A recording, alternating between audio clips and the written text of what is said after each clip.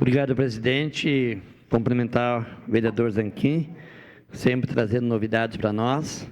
Projeto de número 59, temos passando hoje na Câmara Vereadora, com certeza já vai passar. Só para cumprimentar o senhor e dizer a importância desse projeto. Eu estava aqui pensando nos trabalhadores caxienses, trabalhadores que trabalham na fábrica, que ganham um salário mínimo, né? Tem que fazer malabares no seu salário.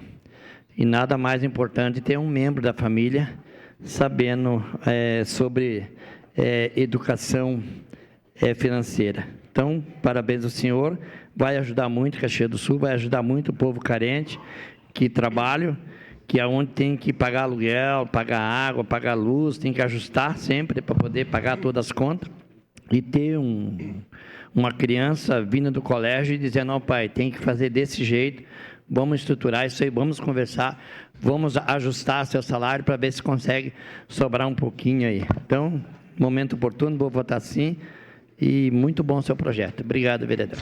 Obrigado.